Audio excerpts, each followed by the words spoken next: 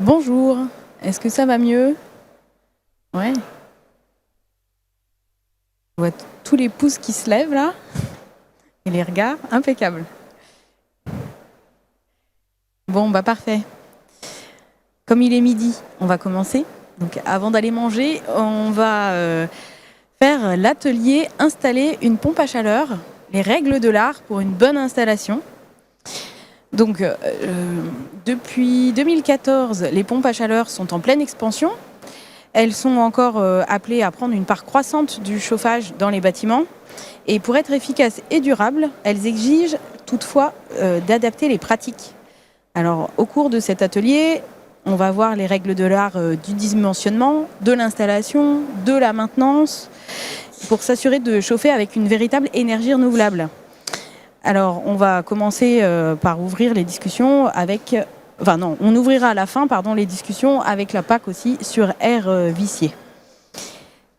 Donc moi je suis Aude Richard, je suis journaliste spécialisée en énergie et nous accueillons, alors je vais commencer par ceux qui sont présents ici, donc Hassan Ouchaou, donc vous êtes technicien de maintenance de chauffage et climatisation à Isotea, une entreprise qui est basée à Montpellier. Et Hervé Carlos, vous êtes directeur de Nilan France. Voilà, Oui, vous nous expliquerez tout à l'heure ce que vous faites. Et on a en visio aussi Thierry Reiser. Bonjour Thierry. Bonjour, bonjour à tous. Ça va? Vous nous entendez bien? Ça passe bien? Tout à fait, Bon, merci. bah nous c'est parfait aussi. Et Euh, désolé de ne pas être en présentiel. Il n'y a pas de souci. Vous allez être, je suis sûre, aussi pertinent qu'en présentiel. Alors juste un petit sondage avant de commencer. Je me tourne vers vous. Qui êtes-vous? Alors rapidement, juste en levant la main, est-ce que vous êtes plutôt des installateurs de pompes à chaleur? Ok, là-bas aussi. Des bureaux d'études peut-être? D'accord. Des collectivités? Ah oui, ok. Des étudiants? J'avais pensé aussi. Ok. Bon, très bien. C'est assez hétéroclite. Eh ben, c'est très bien. Comme ça sera équilibré pour cet atelier sur les pompes à chaleur. Alors, on va tout de suite commencer par essayer de comprendre le contexte avec Thierry Reiser, donc gérant d'Enertech. Est-ce que vous pouvez nous expliquer un petit peu l'évolution du marché ces dernières années? Parce qu'on a vraiment vu une augmentation énorme des pompes à chaleur, c'est ça? Oui, absolument. On a, on a des statistiques qui viennent de l'ensemble des fabricants et qui nous montrent qu'effectivement, les pompes à chaleur, le marché a explosé entre 2014, où il s'est vendu à peu près 400 000 unités, et 2021, où on a dépassé le million d'unités vendues en France. Donc, on est sur un marché en pleine explosion, et notamment en raison des aides qui ont été largement distribuées sur ces pompes à chaleur, ce qui n'est pas sans poser un certain nombre de questions, mais ça, je pense qu'on va y venir. Oui, et justement, alors les aides sur les pompes à chaleur, oui, elles ont été massives. Le développement des pompes à chaleur aussi, mais il y a eu quelques mauvaises pratiques, on peut dire ça comme ça? Oui, tout à fait. Alors peut-être avant de rentrer dans ce niveau de détail, moi j'aurais bien aimé aussi qu'on situe la pompe à chaleur dans le panorama de la transition énergétique et Oui. qu'on se souvienne un petit peu de ça. Je sais pas si moi je vois pas à mon écran si les slides qu'on a préparés sont projetés ou pas en fait. On Donc peut les projeter, en effet, il faut juste faire le signe à la éventuellement, régie. Voilà, si vous pouvez projeter voilà, les slides. super. Alors, on les a pas Et donc encore, mais d'accord. Mais en attendant, je peux commencer à en parler, puisque en fait, bon, vous le savez tous, on est face à un défi de plusieurs ordres, qui est à la fois un défi climatique, environnemental au sens large, biodiversité, etc., mais aussi un défi social avec l'augmentation des factures énergétiques de nos concitoyens et de nous-mêmes. donc Thierry, on a Donc ça, les trois oui, scénarios justement par rapport à la exactement. transition énergétique qui sont affichés. Superbe.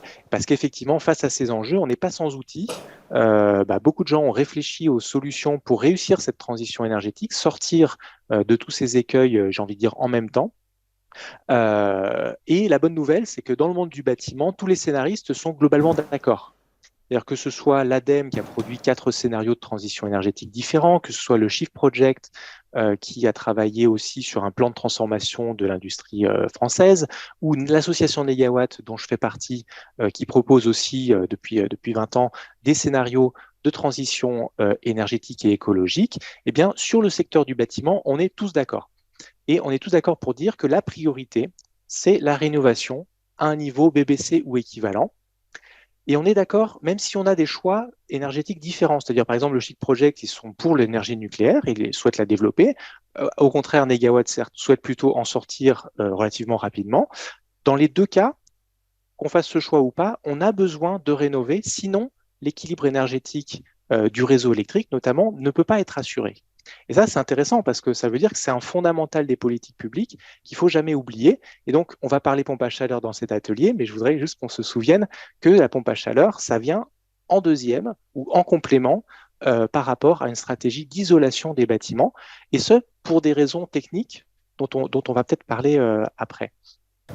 Le, oui. Non, non, allez-y. Le slide suivant, justement, parle de ces problématiques techniques avec l'évaluation qui a été faite en septembre, là, c'est tout récent, par RTE, vous savez, le gestionnaire du réseau de transport de l'électricité, donc c'est toutes les lignes à haute tension, et RTE est aussi un peu le garant de l'équilibre entre l'offre et la demande d'électricité en France. Et ils ont fait un travail prévisionnel, le bilan prévisionnel 2023, sur lequel, en fait, ils ont fait leurs calculs qui rejoignent tout à fait les calculs qui ont été faits par l'association Négawatt notamment, pour dire que, eh bien, si on déploie les pompes à chaleur sans politique forte de rénovation des bâtiments en même temps, on va être confronté à un besoin de puissance au cœur de l'hiver qui va être de l'ordre de 6 gigawatts. Alors, ça ne vous parle peut-être pas, mais 6 gigawatts, c'est l'équivalent de 5 EPR. Ouais, c'est Sachant énorme. qu'il faut 15 ans pour construire un nouvel EPR, qu'est-ce qu'on fait dès l'hiver prochain, dès cet hiver, dès l'hiver suivant, avec peut-être des millions de packs en plus, éventuellement dans des bâtis peu isolés, ce qui est quand même la pratique majoritaire aujourd'hui. Comment on répond à cet appel de puissance? Eh bien, ce sera forcément par des énergies carbonées. On va utiliser nos centrales à gaz, on va utiliser nos centrales à fioul, on va utiliser nos centrales à charbon, on en a encore en France. Et c'est elles qui vont finalement produire cette électricité pour une pompe à chaleur censée être décarbonée, mais qui en fait ne le sera pas. Hmm.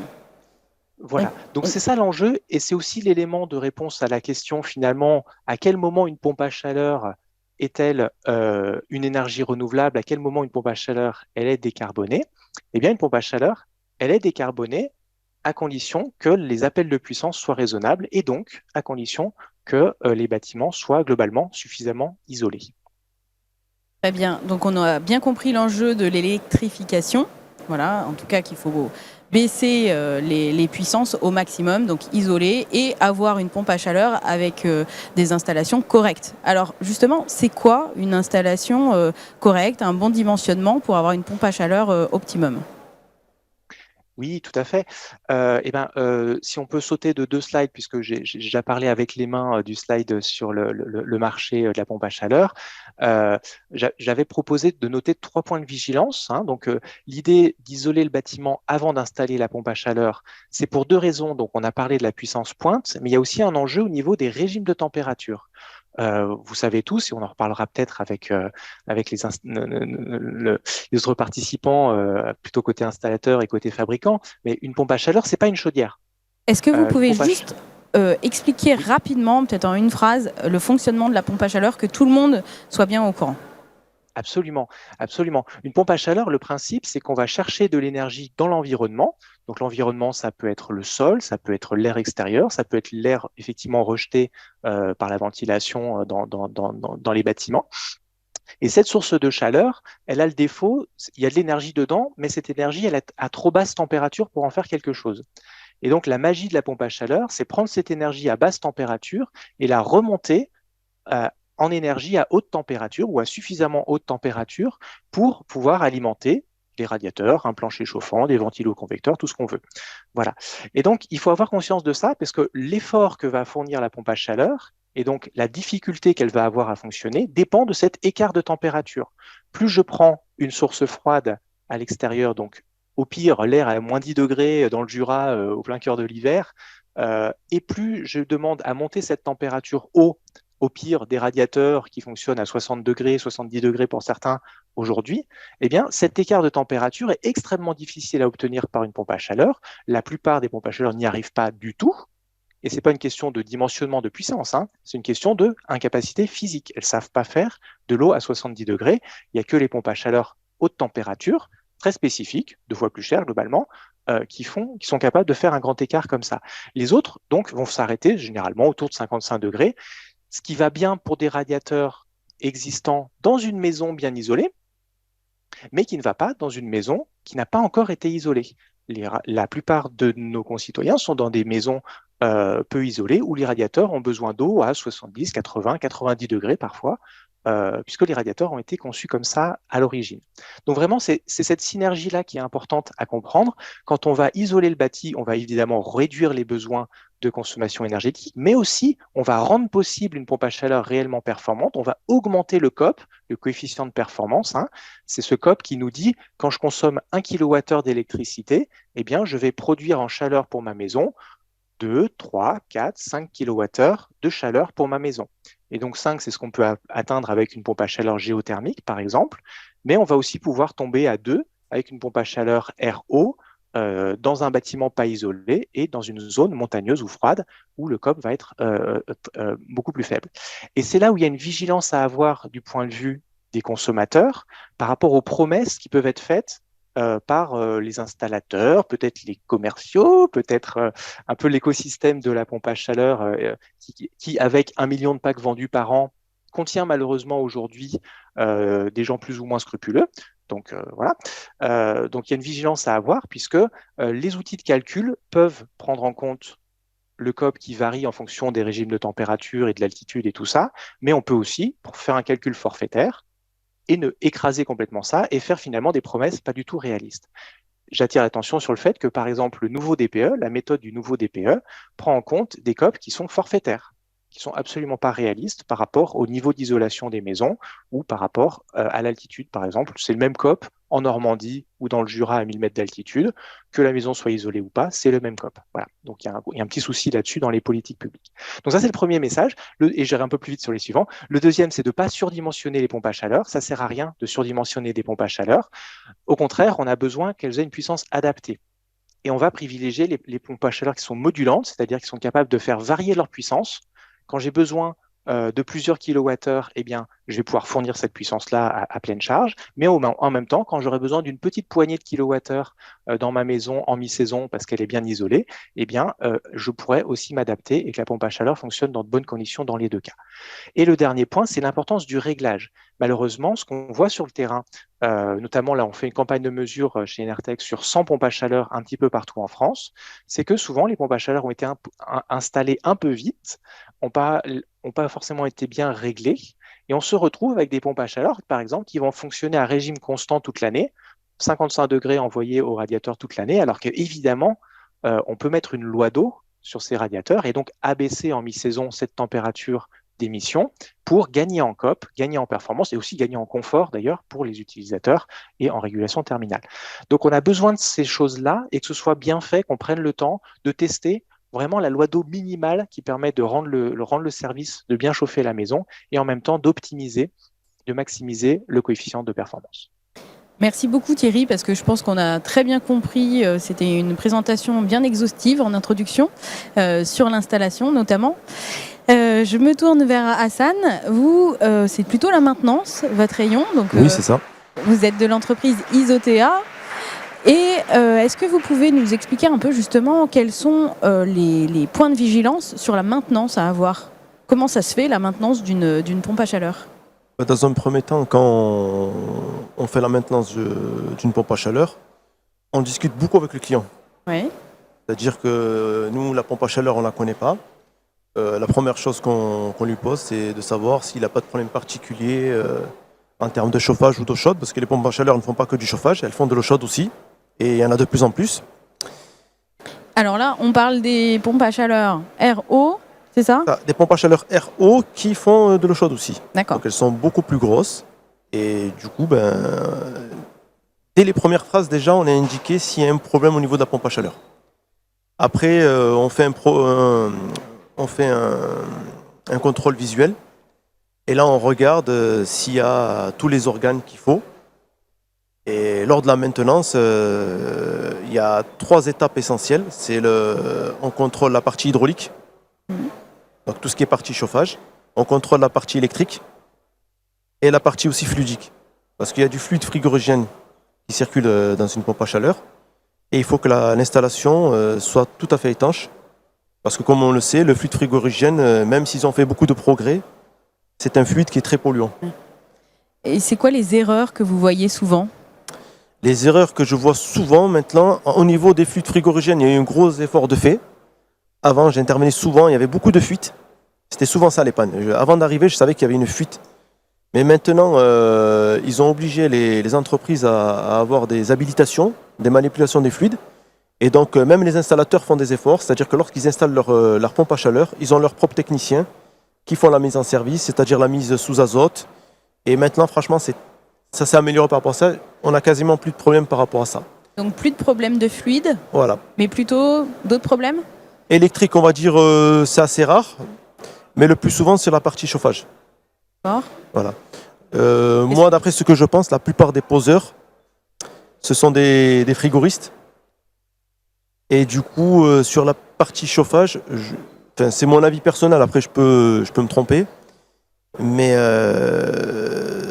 moi, quand je vois une installation qui a beaucoup d'anomalies, je sais que le poseur n'est pas chauffagiste. Voilà.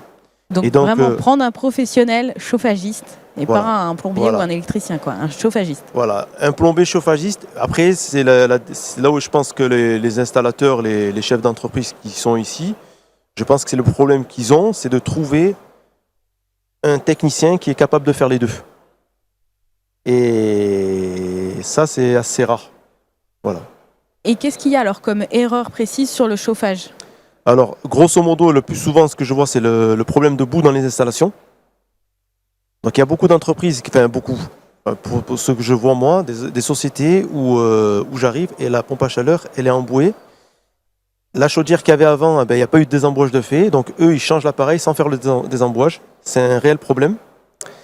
Après, il manque aussi beaucoup d'organes, comme il y a des filtres à boue aussi, qui manquent. Bon, ça, à la rigueur, ce sont des petits accessoires, mais quand même qui sont importants. Et au niveau hydraulique aussi, par exemple, des ballons tampons, voilà, c'est des petits accessoires qui sont nécessaires pour le bon fonctionnement du pompe à chaleur. Comme il disait Eric, voilà. Le but, c'est que la pompe à chaleur ne monte pas trop en température. Et ces accessoires hydrauliques sont nécessaires pour que la pompe à chaleur circule bien. Et un bon débit dans une pompe à chaleur, forcément, c'est la baisse de consommation et on évite de monter trop en température. Et au niveau particulier, comment on peut voir que justement les réglages sont corrects ? Comment on évite de monter trop en température ? Dans un premier temps, avoir les accessoires hydrauliques et aussi avoir aussi, par exemple, des sondes de température, une sonde extérieure et contrôler aussi, comme il le disait tout à l'heure, la loi d'eau, on appelle ça la courbe de chauffe, plus précisément, voir si elle est bien, adaptée à l'installation. Parce que la courbe de chauffe varie en fonction de la température extérieure, bien évidemment, mais aussi par rapport, si on a un plancher chauffant ou des radiateurs, on n'aura pas la même courbe. Voilà. On a bien compris, la performance de la PAC, elle dépend des températures, en effet, d'entrée et de sortie, quoi. Oui, ça c'est tout à fait, c'est important. Entrée, sortie et débit. Mais pour avoir un bon débit, il faut avoir les accessoires qu'il faut. Filtre à boue, il faut que l'eau sur l'installation du circuit chauffage soit propre. Et en même temps, il faut les accessoires comme un ballon de tampon avec une pompe en externe pour avoir un très bon débit. Vous vous occupez aussi d'une résidence au niveau collectif avec une pompe à chaleur. Est-ce que vous pouvez nous expliquer s'il y a des différences entre le secteur résidentiel et le secteur collectif ? Ou même comment fonctionne cette pompe à chaleur sur cette résidence ? Non, le fonctionnement il est le même, sauf que la pompe à chaleur forcément elle va être beaucoup plus puissante. Et souvent, c'est des hybrides, c'est-à-dire qu'elle ne fonctionne pas toute seule. Donc là, c'est une résidence pour personnes âgées, c'est ça ? Non, là, c'est une résidence, c'est un bâtiment résidentiel classique avec des appartements. Et vous avez mis quoi comme pompe à chaleur ? Et du coup, il y a une pompe à chaleur RO et qui va réchauffer un gros ballon d'eau chaude. Et en appoint, il y a une résistance électrique. Donc il y a la PAC qui Ouais. fonctionne déjà à l'électricité, plus de l'électricité Et en voilà, direct. pour chauffer le ballon en appoint. D'accord. Ok. Et donc là, sur cette maintenance-là, il n'y a pas forcément de différence avec une PAC classique dans le secteur résidentiel? Non, il n'y a pas de différence, sauf en termes de sécurité. Là, par contre, par exemple, il faut un extincteur. Voilà, des choses qui, comme c'est un établissement recevant du public, il y a des petites sécurités supplémentaires. Et en plus de ça aussi, j'en ai pas parlé, c'est de mettre en place un adoucisseur. Parce qu'ici, dans notre région, on a beaucoup de calcaire. On a un TH très élevé. Et du coup, sur les grosses installs, c'est quasiment obligatoire parce que un ballon de 1000 litres entartré, ça fait beaucoup de frais et de problèmes. Donc aussi, voilà, il faut penser aussi à l'adoucisseur pour éviter le problème du calcaire. Parce qu'il y a la partie boue sur le circuit chauffage, mais sur le circuit sanitaire, on a le calcaire. Donc dans l'idéal, un adoucisseur et un bon désembouage avec des filtres à boue, et après on est tout bon. Bon, on a bien compris. Et juste sur la performance, vous arrivez à des COP de combien à peu près? Ça, honnêtement, nous, on le calcule pas. Nous, ce qu'on regarde, c'est la facture du client, en fait. Voilà, si on voit qu'il a fait des économies d'énergie, le COP, nous, on est sur le terrain, on regarde pas ça. Par contre, le client, on l'a, et par rapport à ses économies, quelles sont, en moyenne, par exemple, s'il change une chaudière à basse température, je précise bien basse température et non pas condensation, ils peuvent faire jusqu'à 30% d'économie d'énergie. D'accord. Ouais, c'est intéressant. Après, avec toutes les conditions qu'il y a, comme on l'a précisé, qu'elles soient bien calibrées, il faut que l'appartement ou la maison soit bien isolé. D'abord, faire un effort sur l'isolation, et après, que la pompe à chaleur soit installée dans de bonnes conditions, avec tous les accessoires qu'il faut, et les économies d'énergie sont faites. Très bien. Je pense qu'avec vous, enfin Thierry qui disait justement attention, isolation en premier, vous qui le répétez, et après on a bien compris tous les accessoires sur l'hydraulique notamment, j'ai perdu mes mots. En tout cas, pas de surdimensionnement non plus. Voilà, il y a des pratiques quand même à mettre en œuvre. Qui sont assez importantes pour arriver à une performance intéressante et un retour sur la facture concrète du consommateur. Merci beaucoup. Oui, Hervé ? En complément, peut-être, vous parliez des boues qui étaient une préoccupation quand vous maintenez des pompes à chaleur. Est-ce que vous diriez que les boues sont quelque chose de plus préoccupant pour une pompe à chaleur que pour une chaudière fuel ou gaz ? Vous parliez de clients qui passaient à la pompe à chaleur sans avoir passé l'étape du nettoyage du réseau. Est-ce que pour vous, c'est quelque chose qui est à préconiser, de dire nettoyer systématiquement vos réseaux de chauffage avant de mettre une pompe à chaleur? En fait, si vous voulez, même parce que nous, on fait moi, je suis chargé de faire la maintenance des pompes à chaleur et des chaudières aussi, des chaudières à gaz. Même pour les chaudières à gaz à condensation, même les chaudières à gaz, quand on les change, on décroche la chaudière, on fait un désembouage systématique. Après, c'est vrai qu'une chaudière fuel et une chaudière à gaz basse température, ils avaient des pompes, des circulateurs qui n'étaient pas modulants. Et sur les pompes à chaleur et condensation, les pompes sont modulantes. Et du coup, elles sont beaucoup plus fragiles et le débit, il est beaucoup plus impacté. Donc plus de préoccupation, plus d'attention à apporter à l'embouement des circuits lorsqu'on est en pompe à chaleur. Ça devient quelque chose de très important pour vous. C'est très important parce que ça va influer sur la durée de vie de la pompe à chaleur aussi. Ouais. Sachant que moi, la plupart de mes interventions maintenant, on va dire 70% de mes dépannages, c'est soit le calcaire, soit la boue. Ah oui, à ce point-là. Donc c'est énorme. Très bien, merci beaucoup pour ce retour d'expérience, on a bien compris. Hervé Carlos, donc, vous êtes dirigeant de Nilan France, Nilan qui est un groupe danois, et vous allez nous expliquer maintenant la pompe à chaleur sur air extrait. Alors ça fonctionne comment? Hop, je vous laisse la petite zapette. Merci. Oui. Donc Faut dérouler pas mal. Ah, pas mal, pardon.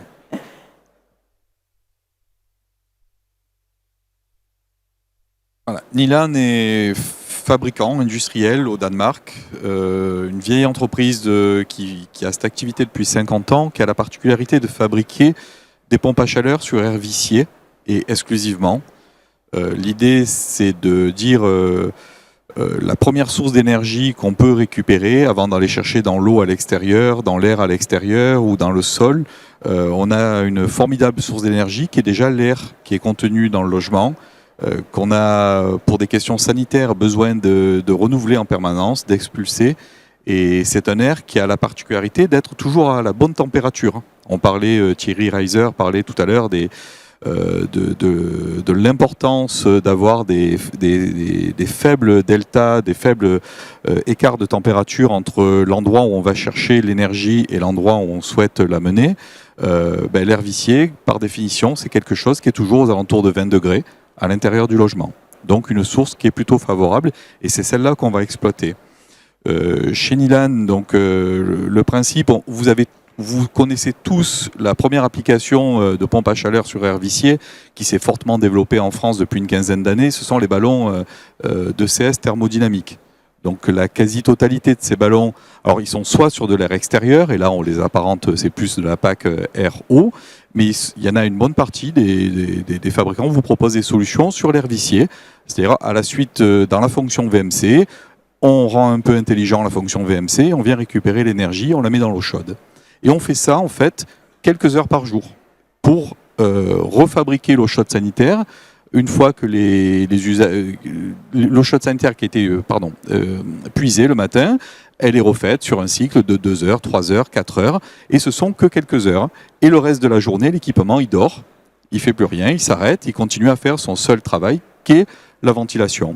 L'idée chez Nilan, c'est qu'on est non plus sur un système simple flux, mais on base le même principe de récupération d'air vicié, mais sur un principe double flux.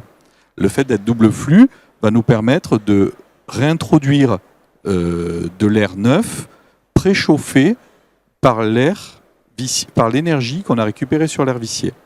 Et vous l'avez compris, on peut tout l'enjeu des pompes à chaleur pour tirer parti de leur performance du bras de levier que représente la thermodynamique, c'est d'avoir un écart de température faible. Donc je vous disais, on prend à 20 degrés, on va ressouffler aux alentours de 25 à 35 degrés, donc on fait travailler la pompe à chaleur dans des conditions qui sont l'optimum de ce qu'elle sait faire. Voilà. Donc, dans le cadre d'un logement, nos produits, on va parler de tours compacts multifonctions. Donc, on appelle ça 4 en 1. Pourquoi 4 en 1 ? C'est qu'il y a la fonction de base, c'est d'abord ventiler. La seconde fonction, c'est apporter du chauffage de l'air neuf. La troisième fonction, c'est faire de l'eau chaude sanitaire, mais c'est là une fonction complètement classique pour les Français que vous connaissez tous, CS thermodynamique. Et la dernière, qui est la cerise sur le gâteau, c'est que quand on a une pompe à chaleur, quand on fait du chaud d'un côté, on fait forcément du froid de l'autre, on vient soustraire de l'énergie. Et avec un système 4 en 1, l'été, on inverse le circuit, on vient prendre de l'énergie non plus sur l'air vicié, mais on la prend sur l'air neuf extérieur avant de l'introduire dans le logement. Et on est capable d'abaisser de 12 à 14 degrés l'air neuf avant de l'introduire. Concrètement, il fait 32 à l'extérieur. On va pouvoir rentrer de l'air neuf à 20 degrés tout en ayant fait de l'eau chaude sanitaire qu'on vient stocker dans le ballon. Donc on a la pompe à chaleur qui a une double efficacité, l'eau chaude d'un côté et la températion de l'autre. Sur la petite illustration que vous voyez quelque chose qui ressemble, donc c'est un équipement résidentiel qui a une taille de gros réfrigérateurs américains, 90 cm, 2 mètres de haut, et ça se met la plupart du temps dans le volume chauffé. Et petite description de ce que vous voyez de l'illustration à côté du fonctionnement. Donc vous allez retrouver dans l'exemple cité ici, on est en hiver, donc on vient chercher de l'air à 0 degré à l'extérieur. On a par contre une source d'énergie à l'intérieur de la maison qui est le 20 degrés. On vient, premier niveau d'échange, on vient passer par un échangeur à plaques, un échangeur statique, un échangeur thermique qu'on retrouve classiquement dans l'ensemble des doubles flux du marché. Et c'est là où c'est pas fini avec Nilan, c'est qu'ensuite, le flux d'air vicié qui a été déjà débarrassé d'une partie de son énergie contient encore de l'énergie. On va le faire passer dans un petit évaporateur avec un circuit frigorifique classique, compresseur, et de l'autre côté un condenseur. Et on a 2 condenseurs chez Nilan. On en a un prioritairement dans le ballon d'eau chaude sanitaire. Et une fois qu'on a fini de refaire l'eau chaude sanitaire, on vient condenser, donc libérer de l'énergie dans l'air neuf qu'on introduit dans le logement. Et dans cet exemple, on voit qu'on arrive à souffler à plus de 30 degrés en ayant pris de l'air neuf à 0 et extrait de l'air vicié à 20 degrés. Voilà. Donc ce principe-là, en France, on le voit aujourd'hui, mes clients le voient beaucoup comme une innovation, mais ce sont des procédés qui sont très très courants sur les marchés nordiques. Nous sommes danois, nous avons historiquement un marché sur tous les pays scandinaves qui ont adopté ce type de système multi-récupérateur d'énergie depuis longtemps. Et en France, on commence à déployer à des projets de large taille parce que enfin l'enveloppe du bâtiment, ce qu'expliquait Thierry Reiser du bureau d'études Enertech tout à l'heure, on a enfin des exigences de construction et d'isolation qui permettent de réduire les besoins à des niveaux tellement bas que apporter un petit peu d'énergie via le renouvellement d'air peut suffire à être la solution unique de chauffage d'un logement. Donc dans notre clientèle à nous, on a ou de la maison passive proche du passif, des maisons bioclimatiques, ossature bois, des fois parfois grandes, jusqu'à 120, 130, 140 mètres carrés, où les clients ont fait un très gros effort de conception et de protection, de conception bioclimatique et de protection solaire, et ils arrivent à être autonomes sur un multifonction 4 en 1. Et on a aussi un marché qui se développe fortement, c'est l'habitat résidentiel, d'abord le social, qui cherchait à réduire les charges de ces occupants. Et eux, l'habitat social aujourd'hui construit grosso modo entre 40 et 80 mètres carrés. Et les déperditions de ces logements-là sont forcément dans ce qu'on sait faire par le renouvellement d'air. Donc on a vu que c'était aussi bien pour les particuliers que le collectif. Oui. Sur la consommation d'électricité, la performance de cette PAC. Alors, tout l'intérêt du système, c'est d'aller chercher effectivement de la performance. C'est de maximiser les COP. Vous êtes à combien à peu près Alors, sur l'eau chaude sanitaire, en COP instrumentée, je préfère parler de données du terrain et non pas de données réglementaires, de données fabricants. Voilà, on est entre 2 et 2,5 sur de l'eau chaude sanitaire. Ce sont des COP qui aujourd'hui ont du mal à descendre, à être supérieurs. C'est difficile à les augmenter parce que la problématique de l'eau chaude sanitaire, c'est qu'on élève l'eau à une température relativement élevée et c'est ce qui pénalise finalement ce COP-là. Hein, mais si on voit le verre à moitié plein ou à moitié vide, économiser 2,5 pour quelqu'un qui faisait son eau chaude avec un ballon électrique Cumulus, ben on peut quand même lui diviser entre 2 et 2,5 sa consommation d'énergie pour la fonction eau chaude sanitaire. En sachant que l'eau chaude sanitaire, ça représente quasiment 50% des consommations. 50% des besoins. Reste le deuxième poste où on va être meilleur, hein, c'est la partie chauffage, où là on voit que notre source d'énergie c'est l'air vicié, 20 degrés, et notre source de chauffage, contrairement à quand on fait de l'hydraulique, quand on envoie dans des radiateurs où finalement on va travailler plutôt à 35, 40, 50, 60 degrés, nous, en travaillant que sur l'air neuf insufflé dans le logement, on travaille entre 25 et 35 degrés. Donc on est aussi dans une zone où l'écart de température est faible et ce qui va nous permettre d'atteindre des COP de 4, 5, 5,5, 6 dans certaines situations. Voilà. On se rapproche avec de COP, voire même on dépasse parfois les COP de la géothermie, hein, puisque la géothermie, on va plutôt être dans des températures de sol de 5, 6, 10 degrés. Nous, on est sur une température de source qui est plutôt à 20 degrés. Là, ici, vous avez une petite illustration. C'est l'ADEME qui avait mandaté le caustique, ça date de 2016. Il y avait une maison qui avait été suivie pendant 1 an, équipée de nos matériels. Donc la maison retenue, elle était en Bretagne. Elle était plutôt grosse, 160 mètres carrés. Elle était de conception passive. Donc à cette taille de maison, pour qu'on soit autonome, il n'y a pas le choix. Mais ce qui est intéressant de voir, vous avez en jaune au milieu la consommation électrique liée à la fabrication d'eau chaude sanitaire. On voit qu'elle est à peu près constante toute l'année et que c'est 90 à peu près kilowattheures par mois qui sont absorbés pour faire l'eau chaude sanitaire. Et vous avez en rouge, donc les barres du bas, la consommation liée au chauffage. Et on voit que les mois les plus froids, janvier ou février, cette maison se chauffe avec uniquement 103 kWh d'énergie consommée, donc d'énergie électrique achetée. Par contre, je ne vous ai pas mis les autres graphes, mais quand on regarde l'énergie thermique restituée, on est plutôt sur 500-600 kWh d'énergie qui ont été introduits à l'intérieur du logement. Et aussi pour démystifier quelque chose qui circule beaucoup autour des doubles flux, on dit « oh là là, double flux, c'est beau, c'est 2 ventilateurs, c'est beaucoup de consommation électrique ». Si vous regardez en bleu, ce sont les kilowattheures mensuels pour la consommation de la fonction ventile, les 2 ventilateurs. Donc on voit que c'est entre, allez, on va arrondir à 15 kWh tous les mois pour assurer l'extraction et l'introduction d'air. Donc on est vraiment sur des consommations qui sont marginales à l'échelle du logement. Voilà. Ce type de logement équipé, c'est des gens qui consomment entre 2000 à 3000 kWh pour les 4 fonctions. Et ça se retrouve, on a fait beaucoup de programmes Energy Sprong dans les Hauts-de-France, des rénovations massives dans l'habitat social qui sont instrumentés, et on atterrit tout le temps entre 2000 et 2500 kWh d'énergie finale consommée quand on est équipé d'un multifonction et qu'on a donc du coup exploité pleinement l'air vicié.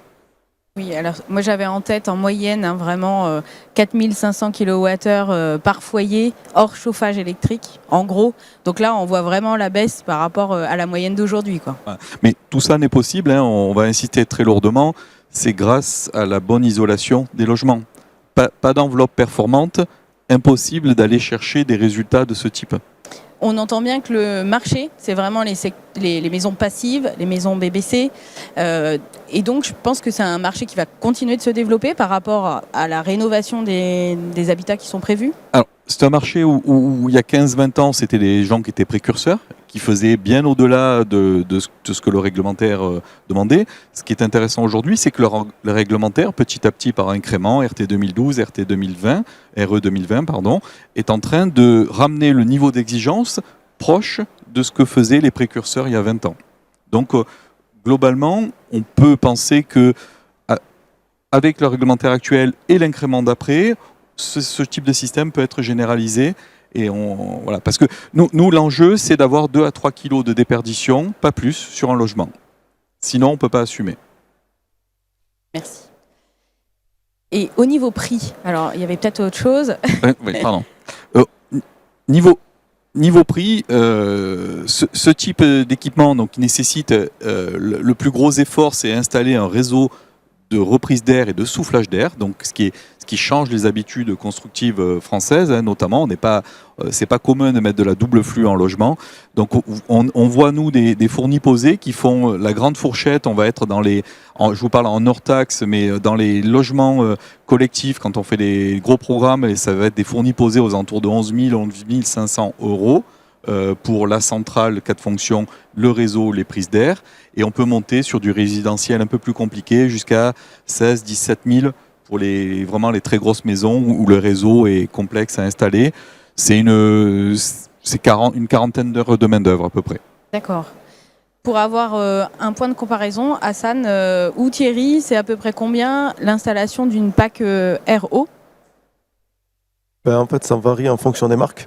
Oui, d'accord. Parce que la marque, une Mitsubishi, ça vaut une Mitsubishi. Et après, il y a des autres marques qui sont de marques intermédiaires. Et il y a des marques qui sont des sous-marques aussi. Et ce qu'il faut savoir, c'est qu'il y a même des constructeurs de chaudières à gaz qui se sont lancés dans la pompe à chaleur. Donc, grosso modo, en moyenne, il faut compter entre 15 et 25 000 euros. Ah voilà. Oui, d'accord. Donc, c'est à peu près les prix aussi, quoi. Très bien.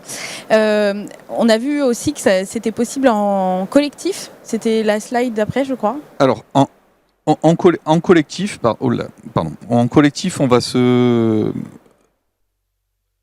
Je crois que j'ai dû déborder. C'est pas grave. On a vu que c'était un gros... Alors, on est... plus gros, en tout cas. Alors, notre approche, nous, en logement collectif, on va quand même proposer des solutions individualisées. C'est-à-dire que le 4 en 1 que vous avez vu, c'est quelque chose aussi qui s'installe en collectif. Et bien souvent, en fait, les promoteurs ou les constructeurs optent pour une solution totalement autonome au logement, avec des prises d'air en façade. C'est la quasi-totalité des programmes qu'on fait. Ils ne cherchent pas à collectiviser le rejet ou la prise d'air neuf, ce qui rend compliqué. Par contre, quand on passe sur le marché tertiaire, où nous sommes Sinilan fortement présents, on va retrouver cette même technologie de récupération sur air vicié, alors avec des gens qui, en tertiaire, ont des obligations de renouvellement d'air bien supérieures à ce qu'on demande aujourd'hui en logement réglementaire français. Donc quand on fait aujourd'hui des écoles, des salles de spectacle, vous avez une forte concentration de personnes qui va à la fois générer beaucoup d'énergie, ce qu'on appelle les apports internes, et qui va aussi nécessiter un gros taux de renouvellement d'air. Et on s'aperçoit aujourd'hui dans les programmes récents que les pertes thermiques liées au renouvellement d'air sont bien supérieures aux pertes liées au bâti. On sait isoler les façades, on sait isoler les toitures, et c'est plus trop le sujet. Donc, avec une préoccupation croissante aujourd'hui avec ce qu'on appelle la QAI, la qualité d'air intérieur, le Covid a un petit peu aidé à prendre conscience que il fallait pas laisser se confiner les polluants, il fallait pas laisser se confiner le CO2, par exemple, dans un établissement scolaire. Vous arrivez vite à brasser, par exemple, sur une salle de classe, 700, 800 mètres cubes d'air neuf pour assumer la fonction bonne qualité d'air. Et c'est là où nous, on intervient avec un système toujours pareil de double récupération d'énergie. On extrait les 700-800 mètres cubes d'air neuf, on les fait passer dans un échangeur statique. Alors en technologie tertiaire, on va plutôt être sur des échangeurs rotatifs ou caloducs. Et ensuite, derrière, de nouveau la pompe à chaleur qui va de nouveau travailler dans des zones d'écart de température très favorables pour elle. Et là, les clients nous voient comme finalement une boîte noire. Et quand ils installent le produit, ce qui les intéresse, c'est la récupération d'énergie. Et ce qu'on va regarder avec eux, c'est le taux de récupération. Donc, combien d'énergie électrique j'ai besoin pour faire tourner le compresseur. Ça, c'est immuable. Toute pompe à chaleur a besoin de cette énergie absorbée. Et combien d'énergie thermique je vais être capable de transférer du flux d'air vicié vers le flux d'air neuf. Et là, on arrive, quand on regarde ça sous forme de boîte noire, sur des COP qui dépassent les 20. Ça paraît aujourd'hui étonnant, on est habitué quand on se dit 6-7 sur une PAC. Voilà. Donc nous, l'association des deux technologies, échangeur passif, échangeur thermodynamique, fait que chacun fait son travail et on a un rendement énergétique qui est difficilement égalable avec d'autres solutions. Bon, je pense qu'on a bien compris qu'il y avait du potentiel, en tout cas, sur l'air vicié. Marché français qui découvre un petit peu. C'est super intéressant, moi, qui développe le marché français, de voir ce qui se passe, que ce soit le logement ou tertiaire. Il y a vraiment une prise de conscience. Et inévitablement, dans des obligations de décret tertiaire, par exemple, qui lance tout un programme d'économie relativement important, qui impose des économies à faire sur des échéances de 10-20 ans, ne pas traiter la récupération d'air correctement, il y a un énorme potentiel à aller chercher l'énergie de l'air vicié avant d'aller prendre de la géothermie, avant d'aller prendre dans le sol. Voilà, gardons ce qu'on a à l'intérieur, exploitons au maximum ce qu'on a en intérieur. On a bien compris le message, merci. Je voulais juste revenir avec Thierry peut-être par rapport au pack RR. On n'en a pas parlé, on a parlé des packs RO. Là, Hervé nous a parlé des packs sur air vicié, extrait. Mais les packs RR, ça se développe beaucoup. Qu'est-ce que vous en pensez, vous, en tant qu'énergéticien ?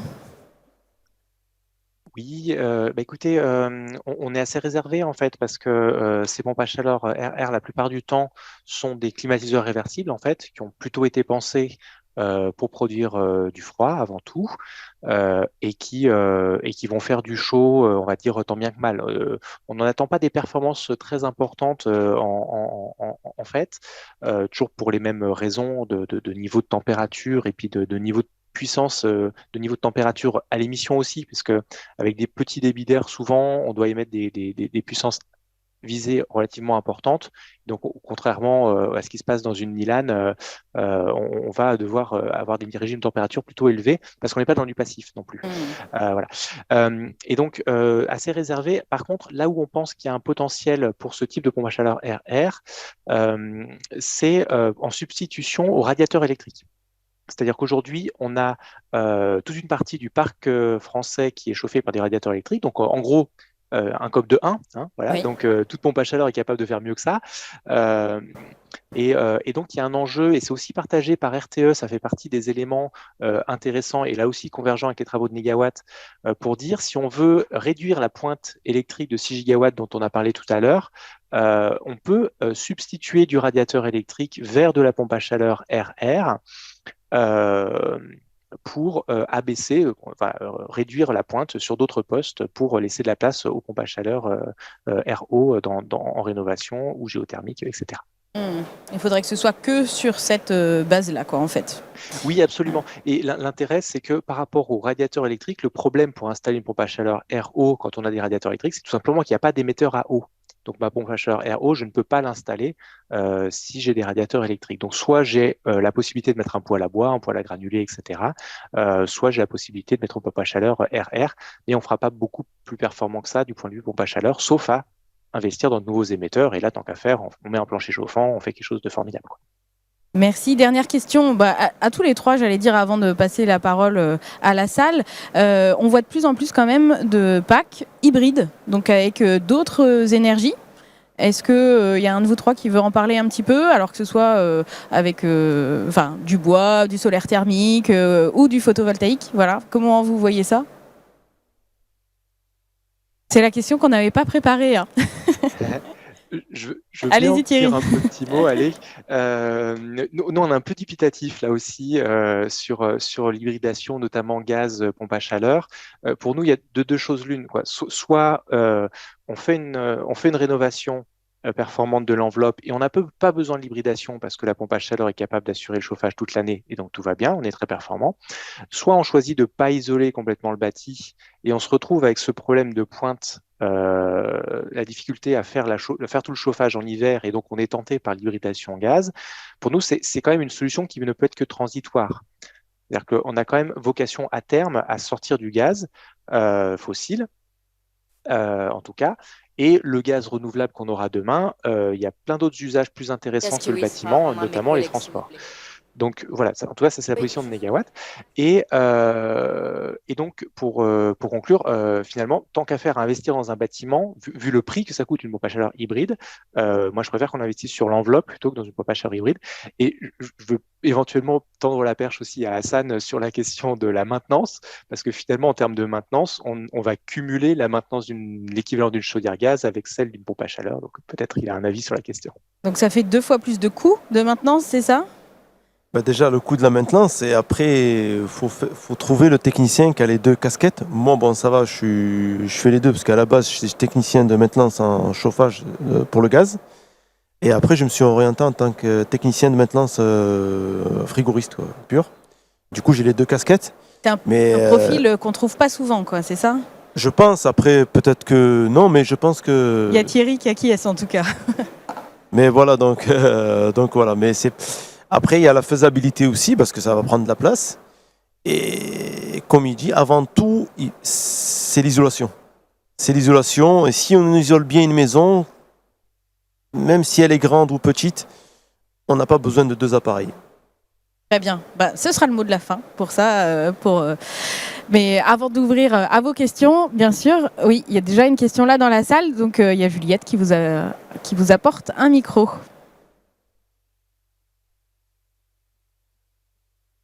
Bonjour, vous m'entendez bien? Très bien. Oui, j'avais une question par rapport en fait au pack réversible, à tout ce qui est l'aspect climatisation, parce que dans le sud ici, finalement, ça va être le besoin le plus montant au vu de ce qui nous attend des années à venir. Et en fait, ma question, c'était par rapport à ce que vous proposez, j'avais pas trop bien compris. Donc, en fait, vous retirez de l'air extérieur, vous arrivez à faire de l'air frais, c'est ça? Donc sur air vicié. Donc ouais, la question, je présume, est pour Nilan. Oui. Oui, donc on est l'été, on continue à avoir besoin de faire l'eau chaude sanitaire. Donc on va aller prendre des calories, non plus dans l'air vicié, mais dans l'air neuf introduit. Donc il fait 32 degrés à l'extérieur. Ce 32 degrés est propre, un petit peu chaud. Donc ce qu'on va faire, c'est lui prendre ses calories, le baisser jusqu'à 20-21 degrés. Les calories sont transférées dans l'eau chaude sanitaire, la fonction principale qu'on a besoin de faire, mais au passage, on a abaissé de 12 degrés l'air neuf. Donc celui-là, en hiver, on le jette, en été, on le garde, on le met dans le logement. Et on va contribuer, un petit peu comme le ferait un puits climatique, un puits canadien, provençal, on va contribuer à apporter de l'air neuf refroidi. Et là, on est sans surcoût énergétique. Puisque finalement, voyez le froid là comme un déchet perdu habituellement du cycle au shot sanitaire. Ça, c'est le premier positionnement. Et dans nos clients, vous pouvez aller au-delà. C'est-à-dire qu'après, vous avez 10 jours de canicule dans un logement en centre-ville qui ne peut pas être déchargé la nuit parce qu'il y a du bruit, parce que la ville est trop chaude. On a la capacité, après, nous, d'aller au-delà d'avoir ce qu'on appelle du froid actif qui va avoir un coût énergétique. Et on va toujours continuer sur ce processus de faire le chaud d'un côté et le froid de l'autre. En gros, on va laisser monter le ballon d'eau chaude sanitaire, non plus à la consigne demandée.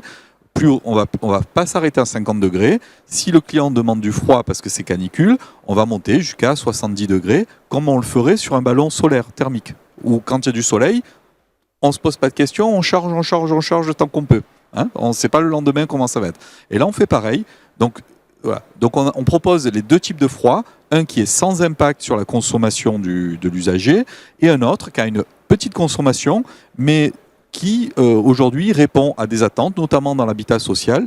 Ils plébiscitent un système où ils savent qu'ils vont pouvoir écrêter des canicules ou résoudre des problématiques de logement qui sont en bord d'autoroute, qui sont dans des zones de bruit. Voilà, c'est des endroits aujourd'hui. Nous, Nilan est encore sur un marché de niche en France, dans des gens qui font des choses un petit peu atypiques, une démarche un peu atypique, et on vient leur résoudre des problèmes un peu particuliers. On vient nous voir parce que c'est au bord de la route, il fallait mettre des bouches d'entrée d'air simple flux dans les fenêtres, mais avec des atténuateurs acoustiques, c'est compliqué, c'est de la pollution. Voilà. Et nous, voilà, c'est un petit peu notre truc. Mais le froid, par entière, c'est quand même quelque chose.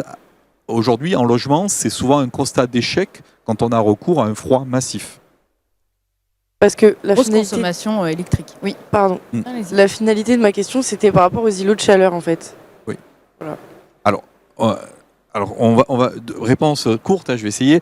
D'un côté, effectivement, nous, on va répondre pour le logement qui serait dans un îlot de chaleur, en zone urbaine, on va rendre plus confortable l'usage à l'intérieur.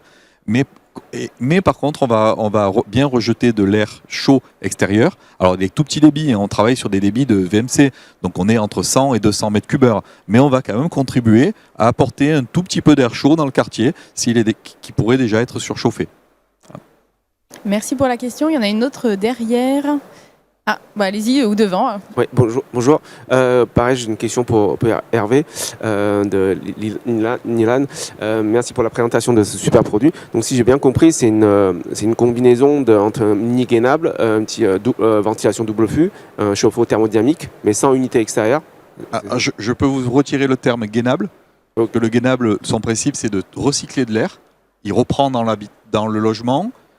Il réchauffe ou il refroidit, il le rejette dans le logement. Nous, non, on travaille que sur l'air neuf. Non. Notre base de travail, c'est l'air hygiénique, c'est d'aller chercher l'air extérieur uniquement, pas de recyclage. Donc il n'y a pas d'unité extérieure, pas de groupe extérieur. Pas de groupe extérieur. Le circuit thermodynamique qu'on évoquait, il est dans la centrale. Okay. Il y a un tout petit compresseur, pas plus gros qu'un réfrégérateur. Ce sont des compresseurs de 10 cm3 qui consomment 300-350 watts.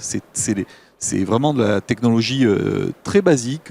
On est encore sur des compresseurs pistons parce qu'on pense que c'est le ratio durabilité performance est plutôt en faveur du piston aujourd'hui. Voilà, donc on a des machines aujourd'hui, en France, j'en ai retrouvé qui ont 30-35 ans. En termes de puissance acoustique, c'est pas trop bruyant à l'intérieur. Vous ronronnez comme un réfrigérateur et on va être installé parfois dans un placard à l'entrée, des fois dans le cellier, dans la cuisine. On est vu comme un équipement électroménager en termes d'emplacement. Il y en a pas plus. Ça monte à quelle puissance calorifique On transfère 2 kg de puissance thermique. 2 kg, 2 kg 2. Donc c'est très peu.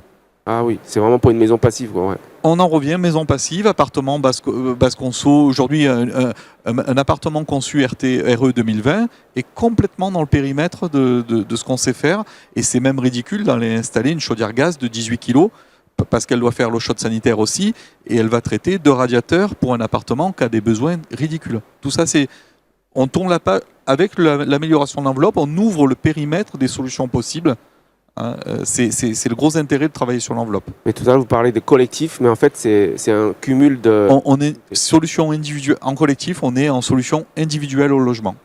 D'accord, ok. Juste une dernière question. Est-ce que c'est éligible aux critères d'éligibilité de ma prime rénov sur la double fût, sur le chauffe-eau thermodynamique ou pas? Très compliqué, prime rénov.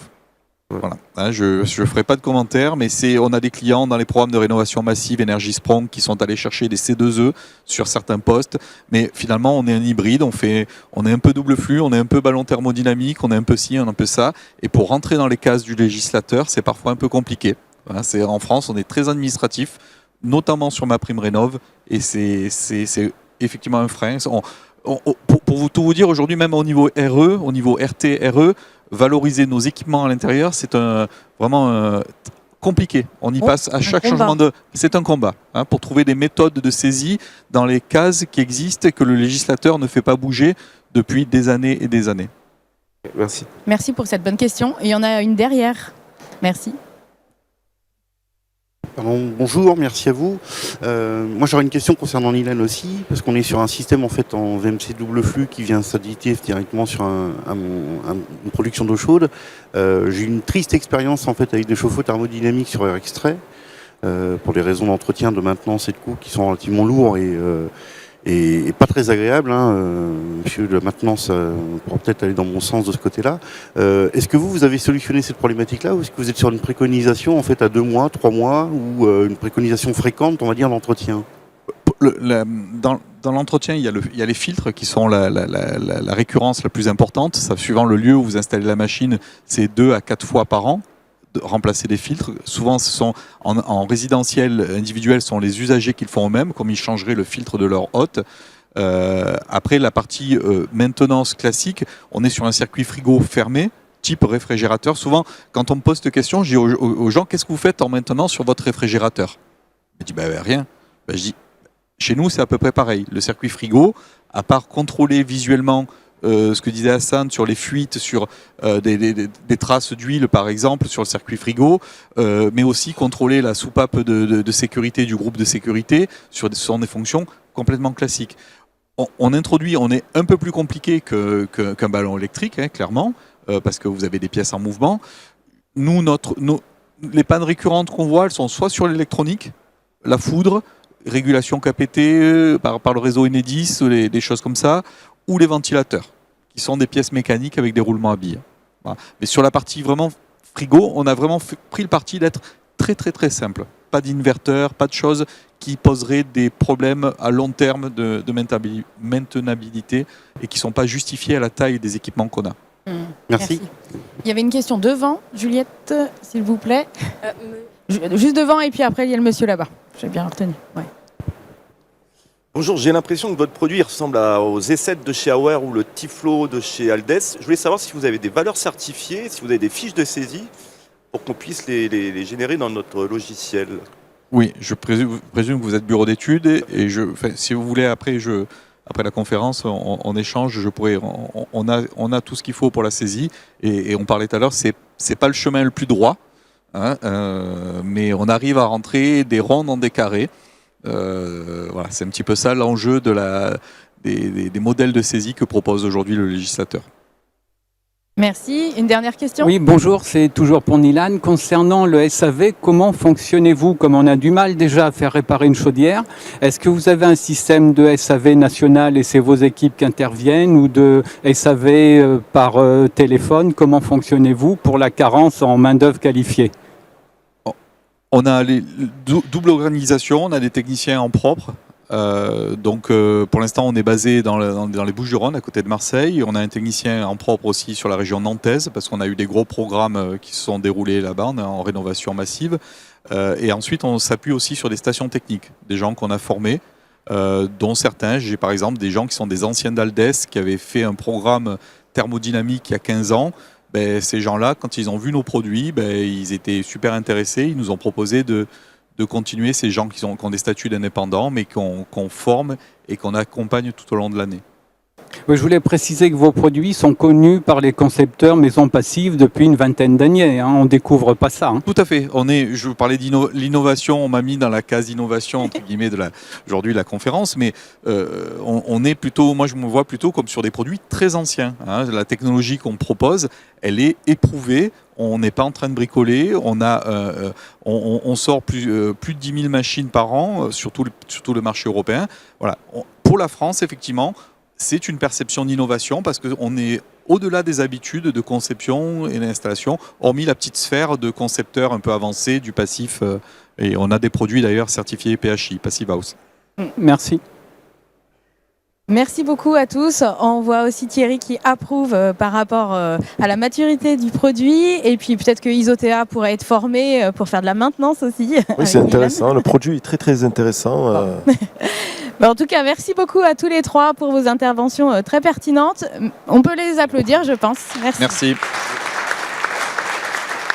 Merci et bon appétit à ceux qui n'ont pas encore mangé. Bonne continuation sur Energaia.